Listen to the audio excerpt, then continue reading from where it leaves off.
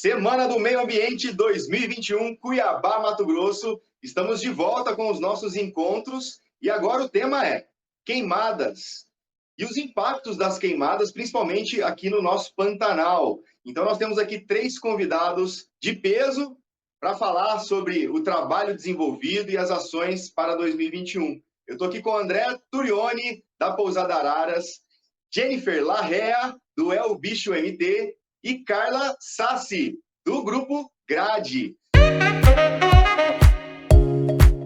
É uma ótima iniciativa, Jean, porque eu tenho cobrado do Estado o máximo de publicidade. Eu acho que agora nós temos que entrar em campanha de conscientização, como que é perigoso brincar com fogo e como que a gente precisa ser responsabilizado individualmente pelas ações do coletivo.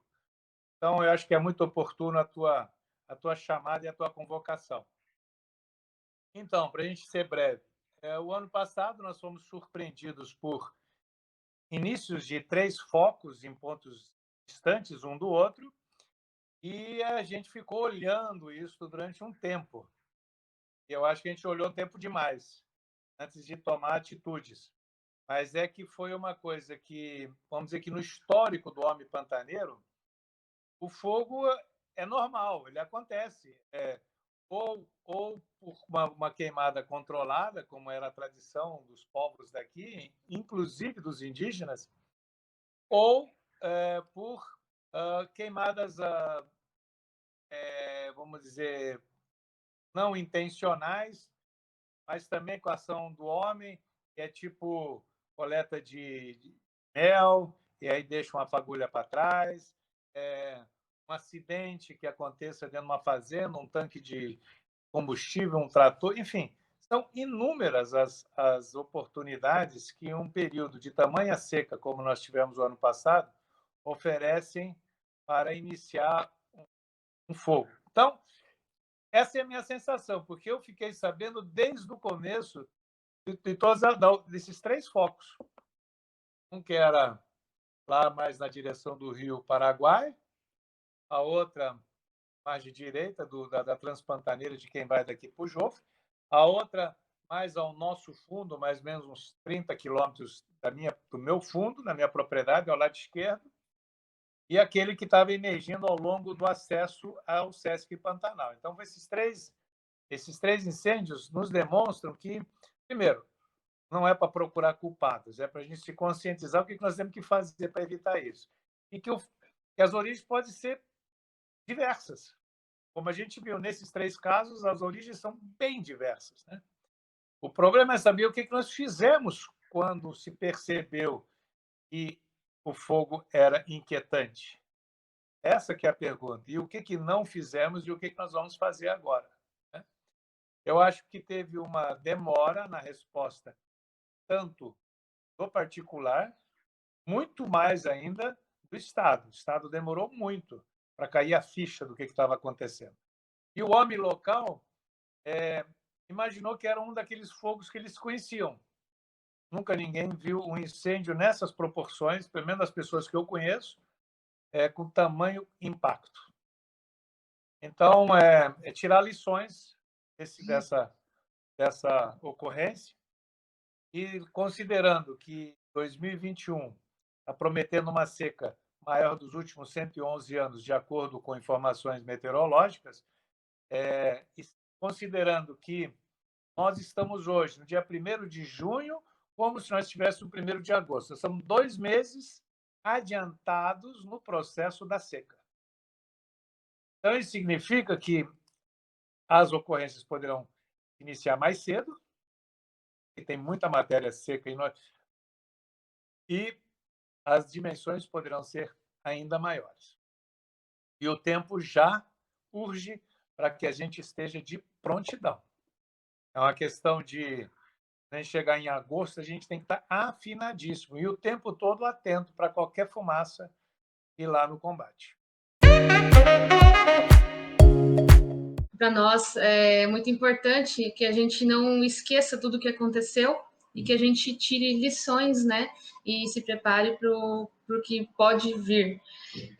O ano passado, na época ali de agosto, a gente acordava aqui em Cuiabá e o céu todo fechado, né? Parecia que era neblina, que era nublado, mas era só fumaça. A gente ficou aqui em Cuiabá sem ver o sol por um período longo, né? Por vários dias.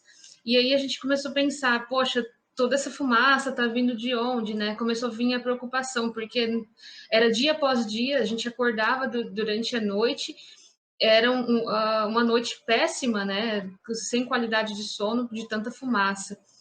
E aí a gente já vendo que a situação não estava nem um pouco bacana, longe de estar controlada, nós recebemos um print de um pedido de ajuda da dona Domingas, dona da pousada Pantanal Lodge.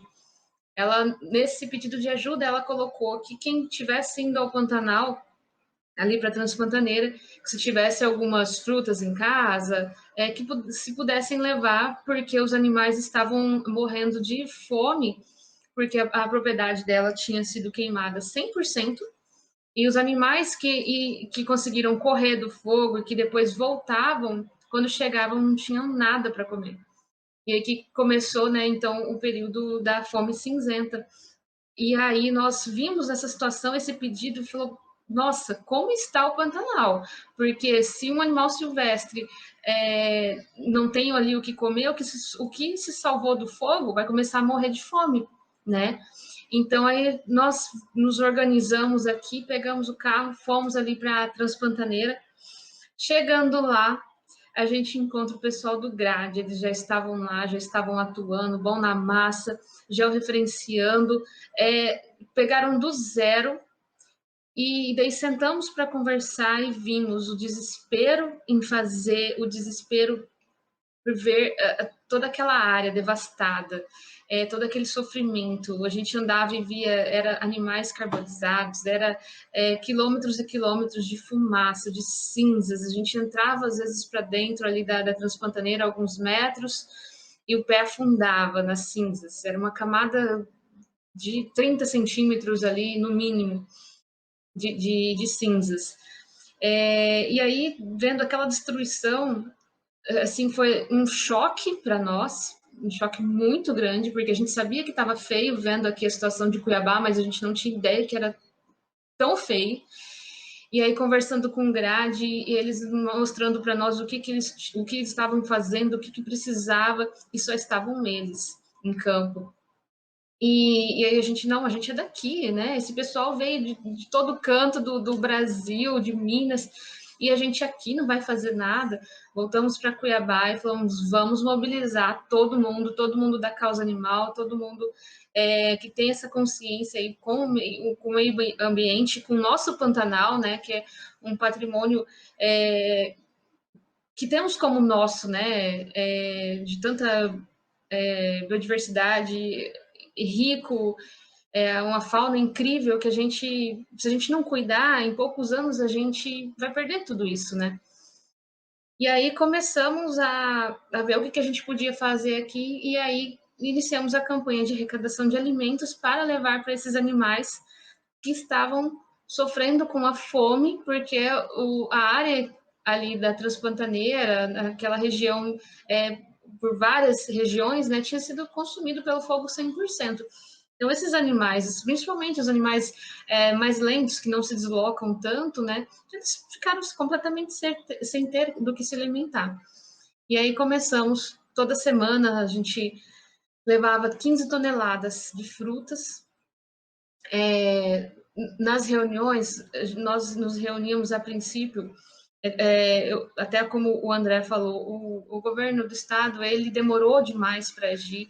Toda a logística, planejamento de ação, do que precisava, do que tinha que ser feito ou não, foi feito por nós, por organizações, por grupo de pessoas que arregaçou as mangas e falou, o que tem que fazer? Vamos fazer.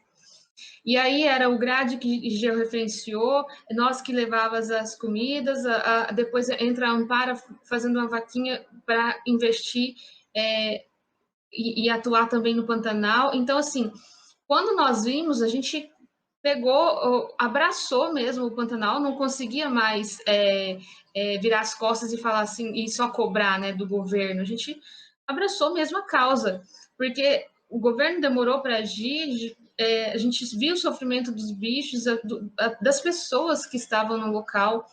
Nós víamos ali brigadistas sem descanso nenhum, sem meio de trabalhar, de combater de fato, né, o fogo, os focos de incêndio, os veterinários sem estrutura nenhuma. Então, assim, a gente se comoveu de ver aquela situação, a gente aqui do lado, né, a 100 quilômetros de Poconé, a gente precisa fazer alguma coisa. A gente precisa se colocar ali no lugar do outro, essas pessoas... Tinha pessoas do Brasil inteiro que pararam suas vidas e vieram para ajudar, porque se preocuparam e viram a gravidade. E aí começamos a mobilizar. Teve momentos aqui que nós estávamos com 130 voluntários simultaneamente, arrecadando alimentos, levando água também. Nós conseguimos caminhão-pipa, bitrem, com água para levar. Carregava aqui em Cuiabá, porque lá os rios já estavam, né, secos ou quase completamente secos. Levava água daqui e jogava lá nos corichos, nos coxos. E assim, foi algo que é assustador, né? Porque como que a gente imagina ter que alimentar um animal silvestre, né, para que ele consiga, para que ele tenha a possibilidade de uma sobrevivência, uma sobrevida ali, e levar água para o Pantanal. Então, assim, foi algo muito assustador, que eu espero que quem vivenciou isso de longe ou de perto, que a gente tenha aprendido alguma coisa disso. Eu acho que tem a questão cultural, né, que todo ano queima. Eu acho que a gente tem que começar a mudar essa percepção e ver até que ponto isso é normal, até que ponto isso não vai impactar, não vai fazer com que cada vez a gente chegue mais perto do fim do que é o Pantanal hoje, né? Então, esse momento de 2020 que veio após o Covid, após não, né, durante o Covid, os pantaneiros já estavam, as pousadas já estavam sofrendo tanto, né, com a diminuição ali do turismo, né, por conta do Covid. Depois, os ribeirinhos que tiveram suas rocinhas queimadas, e depois também ficaram sem o próprio alimento, porque os rios estavam baixos, então o peixe estava escasso, a rocinha que eles tinha sido queimada. Então, assim, a gente foi atuando no emergencial, e aí uma coisa leva a outra, né? Aquela coisa, quando você entra para a causa, é um caminho sem volta, né? Quando você aprende a fazer algo, a ter a atitude, né, de fazer algo, e como diz a frase, né, agir individualmente, né, nós fomos vendo essas situações, e aí até a Carla depois vai comentar também, porque nós começamos a ver esses ribeirinhos, vendo a necessidade deles, e aí até a conversa que você vai ter com o José Medeiros, nós tivemos a oportunidade de conhecê-lo e trabalhamos junto também para a distribuição de cestas básicas para esses ribeirinhos. Então, são em torno de 80, 90 famílias que estão sendo assistidos pela ONG Pantera, junto com o José Medeiros, desde julho do ano passado, que foi o período em que tudo isso aconteceu, né? E aí, quando a gente começou a distribuir cestas básicas para os animais, para os ribeirinhos, nós começamos a ver os animais domésticos desses ribeirinhos, né? E aquela coisa, uma coisa leva a outra. E aí começamos a ver que dessas 80 famílias, uma família tinha lá 20 cachorros, a outra 30 gatos, e a gente começou, caramba, se eles não têm o que comer, como que estão esses animais? Aí lá volta nós de novo para a causa animal, né? E aí a gente começou também a ter a preocupação da quantidade de animais domésticos nesse ambiente silvestre, né, de animais silvestres. E aí que entra, nós conversamos com o Grade, e eles mostraram a mesma preocupação, né, Carla vai explicar melhor. E aí começamos, então, a fazer uma campanha para castração, para o controle populacional, né, desses animais domésticos dos ribeirinhos. Então, hoje, uma das ações do El Bicho MT, juntamente com o GRADE, a Ampara também está como parceiro. Nós estamos buscando apoio de logística, né, de embarcação, e é uma logística muito grande, se tratando do Pantanal, né, André? Tudo é muito difícil, sem a comunicação, é algo surreal, é desafiador. Então, nós começamos a campanha de castração, estamos arrecadando medicamentos, insumos, para que a gente possa castrar esses animais, esses 200 animais, e ter um controle populacional. A Carla vai explicar a parte técnica, né, da importância desse controle populacional. E essa é uma das ações, né, que a gente não para.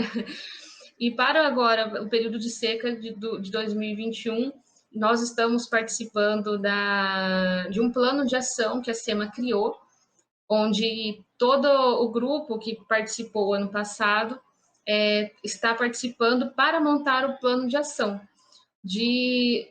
já prevendo que vai acontecer novamente, infelizmente, por conta da seca que já, como o André disse, né, já está adiantada. É como se nós já estivéssemos em agosto, né? E ainda estamos em junho. Então, eu creio que serviu de exemplo, serviu de lição, né? E agora o governo do estado, a gente espera que esteja preparado, e nós estamos aqui para ajudar, não para assumir, porque não é, né, responsabilidade nossa, né, da população, mas estamos para ajudar. Então, estamos dispostos e abertos para ajudar tanto o governo do estado para agir, quanto os pantaneiros, as pousadas. Estamos à disposição. O GRADE, né, que é o Grupo de Resgate de Animais em Desastres, a gente atua já há mais de 10 anos, né, em grandes desastres aqui no Brasil. Eu acho que o Pantanal foi o 16º, depois do Pantanal a gente já atuou em mais 2, 16º grande desastre, né? E o GRADE, ele é formado por vários profissionais, desde veterinários, biólogos, zootecnistas, auxiliares, bombeiros civis, né? É um grupo bem multidisciplinar, tá? E a gente atua, né, sempre quando a situação foge do controle do governo local, né? Quando o estado de calamidade, enfim, ele é decretado. E nós fomos para o Pantanal em setembro, né? Nós ficamos 43 dias direto lá ao longo da Transpantaneira, né? Nossa equipe ficou alojada já no Porto Jofre, e foram dias assim de muitos desafios, tá? Eu vou colocar alguns aqui, como por exemplo o André citou aí, a questão da comunicação. Isso nos preocupou muito, né? A gente nunca tinha trabalhado num cenário, a gente já tinha trabalhado em outros grandes incêndios, em outros locais, na Chapada dos Veadeiros, em parques aqui em Minas Gerais, a gente nunca tinha trabalhado sem comunicação, sem rádio, sem celular, né? Era tudo muito complexo. Então, desde o momento que você né, fazia o resgate de um animal até chegar no destino final, essa logística era muito trabalhosa, né? Atrasava muito o trabalho pela falta de comunicação. Nenhuma equipe tinha rádio, não só a gente, né, bombeiro, enfim, ninguém trabalhava com rádio. A fumaça era uma grande preocupação também, né, pela saúde das equipes, porque a fumaça ali, ela era muito constante, né? Tinha dias que a gente não conseguia enxergar poucos metros na nossa frente, e o cenário era realmente de um cemitério a céu aberto, né? Tamanho o número de animais atingidos. Então, era, né, para quem lida, mesmo para quem lida com essas situações, ver aquele grande número de animais mortos, né? E a maioria dos cadáveres, você vê que o animal tinha morrido com o pescoço esticado, né? Talvez uma tentativa de tentar respirar mesmo, né? De tentar fugir do fogo. Então era bem complexo isso. Muitos animais mortos por inalação de fumaça, né? Vários locais onde o fogo pegou tudo em volta e ficou um pedacinho sem se queimar, mas cadáveres ali de várias espécies, desde serpentes, antas, né, outros répteis, primatas, aves, que estavam intactos, não estavam queimados, mas foram animais que morreram talvez, né, tanto pelo calor quanto pela inalação de fumaça. Então, isso também era outra situação complexa. A Jennifer falou aí da questão da fome cinzenta, é uma situação que em todos os incêndios a gente tem grande preocupação, né? O fogo passa e os animais sobreviventes vão comer o quê? Como eles vão se alimentar? E no Pantanal foi uma ação muito inédita pela proporção, né, que foi. A gente não tinha em quem se espelhar, a gente não, nem em outro país nunca foi feito isso. Né? Foi uma ação inédita a nível mundial, dessa quantidade de alimentos, né, que o bicho conseguiu mobilizar toda a logística montada, os pontos de alimentação ao longo da Transpantaneira, os pontos de alimentação montados na beira do rio. A gente fez também na beira do rio a colocação de câmeras traps para monitorar esses pontos de alimentação, colocar água, coxo artificial, gente, na maior planície alagável do mundo, né? A gente teve que colocar coxo artificial porque os animais não tinham água para beber. E todo o trabalho, né, foi registrado, georreferenciado, a questão da distância de um ponto do outro, saber o que colocar de alimento, né? Então fazia teste com determinado alimento, os animais não consumiam, aí você testava outro, era tudo consumido. Ovo, por exemplo, colocava ovo de galinha lá, não sobrava um, né? Às vezes nem a casca sobrava desses animais. E aí com a câmera trap você conseguia fazer o registro de quais animais, né, estavam ali consumindo aquela comida. Então, a mesma câmera trap captava vídeos e fotos, por exemplo, de anta, de cervídeo, de diversos répteis se alimentando ali, de iguana, de teiu, centenas de espécies de aves. E aí você vê que realmente aquele trabalho foi efetivo. Né? O Grade trabalhou muito com a Marinha. Né? A gente, todas as ações, né, que a gente solicitou o apoio da Marinha, a gente teve, desde de viatura, embarcação e aeronave. Nós fizemos 6 ações, grandes ações, junto com a Marinha, para georreferenciamento de pontos de água, quilômetros e quilômetros para dentro da Transpantaneira, né, que seriam pontos de colocação ou de alimento, ou de jogar alimentos da aeronave. E aí, após todo esse georreferenciamento, né, vamos lá, e fomos fazer a ação da colocação de alimento dentro mesmo do Parque Encontro das Águas, né, que é o maior berço aí de onça-pintada do mundo, e alguns pontos lançando, né, alimentos. Então, o que era lançado? Era lançado desde feno, era lançado ração para equino, ovo cozido, lógico, não ia lançar, né, ovo sem estar cozido, eram legumes, frutas, e cada sobrevoo desse eram 500 quilos, né, meia tonelada de alimento que o helicóptero da Marinha levava para que o lançamento fosse realizado. Aí a Jennifer falou da questão, né, dos locais onde se pisava e afundava, né, por causa das cinzas. Tinha locais que o helicóptero tentava pousar e não dava, porque afundava, né? O helicóptero fora que quando você aproximava do solo, subia aquela nuvem negra, né? E quando você conseguia encostar no solo, tanto por causa da temperatura, quanto o tanto que o helicóptero afundava, não tinha condição de pouso. Então, a operação, né, tinha que ser novamente articulada. Então, foram realmente operações de guerra que foram montadas ali, inéditas no mundo. O lançamento de alimentos já foi feito na Austrália, lançando alimento para canguru, mas aí era uma espécie, né, que foi lançado cenoura e batata doce. Aqui a gente tinha uma infinidade, né, de animais que a gente pudesse talvez estar ajudando ali um pouco, porque quando você vê de cima, cara, as áreas eram tão grandes, que aí já começou a vir outra preocupação, o isolamento das populações, né, que isso não tem como você saber a curto prazo, é médio e longo prazo, como é que vai ser a variabilidade genética daqui a uns tempos, porque o fogo isolou, né, populações inteiras de animais, matou milhares por onde ele passou e as populações ficaram isoladas. Como é que isso vai ser daqui a 10, 20, 30 anos, né, o resultado desse fogo de 2020? Então, são várias situações que a gente vivenciou no Pantanal que a gente não tinha onde buscar referência. Então, eram reuniões, eram articulações, né, montar mesmo as operações. E, assim, no período que a gente teve lá, todas as ferramentas que a gente tinha disponível e tudo que a gente precisou, que a gente solicitou, até mesmo com o governo, foram oferecidas. Então, naquele período, o que era possível fazer foi feito. Né? Talvez se a gente tivesse começado lá atrás, todo mundo, antes, né, da proporção que foi, os resultados tivessem sido melhores, mas dentro das possibilidades, né, que existiam naquele momento, das ideias que foram surgindo, que podia ser feito, foi feito. Tá? A Jennifer também falou da questão dos animais domésticos. Quando a gente começou como que a gente chegou, né, nisso dos domésticos?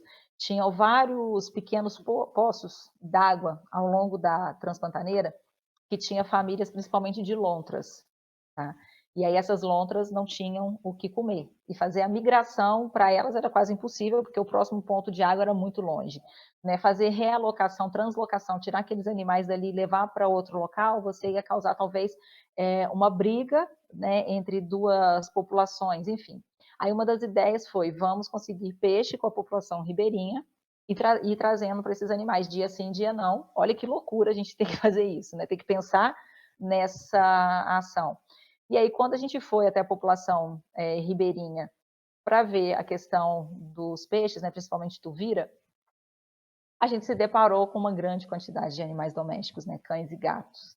E aí já vem a preocupação, né? Será que esses animais eles estão abrigando algum patógeno que possa ser um problema para os animais silvestres? A gente tem doenças aí, né, muito comuns em felinos domésticos, que se chegarem numa população de onça, pode dizimar aquela população. A gente tem doenças, né, comuns a cães domésticos, que se chegarem na população de canídeos, de alguns carnívoros silvestres, pode dizimar populações. Então, aqueles animais têm que estar saudáveis e eles não podem se reproduzir. Um trabalho de educação tem que ser feito daquelas pessoas. E aí, a gente coletou sangue de quase 100 animais, né, gatos e cães, para fazer uma série de exames, né, desde hemograma, a questão da leishmaniose canina, leishmaniose felina, imunodeficiência felina, leucemia felina, para a gente ver se esses animais estavam representando um risco para a fauna silvestre, ou se a gente ainda conseguia fazer um trabalho bem mais preventivo, né, do que trabalhar só apagando o fogo daquela situação. E, felizmente, os resultados foram bem satisfatórios, né, em questão da sanidade desses animais. E aí a LBXMT, né, dando continuidade, está fazendo todo o trabalho agora para a gente voltar e está fazendo a castração desses animais, um trabalho educacional com essas pessoas, para que esses animais realmente não venham a ser um problema para a fauna silvestre e vice-versa. Os animais têm que estar sob um controle, não podem estar se reproduzindo assim, aleatoriamente, né, sem nenhum tipo de controle. E quando a gente estava lá no Pantanal, em 2019, o Conselho Federal de Medicina Veterinária montou um grupo, né, com 5 veterinários, eu e mais 4, para que a gente montasse um plano, né, um plano de ação, um plano de contingência de desastres em massa envolvendo animais. E aí a gente trabalhou durante um ano no plano, e quando a gente estava no Pantanal, o Conselho fez a publicação desse plano. Então, foi muito bacana, porque, de repente, estavam lá todos os oficiais, bombeiros, todo mundo, né, discutindo o plano, que era um material da medicina veterinária, é o único documento hoje que tem no Brasil referente a desastres em massa envolvendo animais. Então, esse trabalho lá foi assim, de um aprendizado, né, gigantesco. Você pensar de montar logística para levar caminhão-pipa para dentro da Transpantaneira. Né? E onde a gente estava no Porto Jofre, o caminhão não chegava, porque o estado das pontes, né, por 3 vezes a nossa equipe teve que parar o trabalho para consertar a ponte, porque senão a gente não conseguia trabalhar mais, porque para chegar no Porto Jofre, né, quem chegou até lá viu a situação das pontes. Então, a gente parou e a gente fez a manutenção dessas pontes por 3 vezes. E aí o nosso carro tinha que vir com a caixa d'água, né, de 1.000 litros na caçamba, fazer baldeação. Então a gente tinha um veículo, né, nosso que ficava o dia inteiro só por conta dessa baldeação, né, no caminhão-pipa, por conta da baldeação dos alimentos, né, o alimento também não chegava até o final da Transpantaneira, a gente buscava lá no quilômetro, na metade, né, da Transpantaneira ali. Então, a gente, né, montar toda essa logística. Então, realmente foi um trabalho assim que nos trouxe uma riqueza mesmo de conhecimento, principalmente para que futuras situações não cheguem a tamanha calamidade, né? E foi montada a Câmara Técnica, que a gente faz parte, né? O bicho também faz, diversos outros órgãos, instituições envolvidas, e algumas ações já estão sendo realizadas, né? Quem comanda é a SEMA, a Secretaria de Meio Ambiente, né? E a gente torce muito para que essas ações realmente sejam efetivas, tá? Que o governo se envolva mais, porque faltou realmente um envolvimento, né? Principalmente no início das ações, e que os próximos anos sejam bem menos complexos, né, do que foi 2020.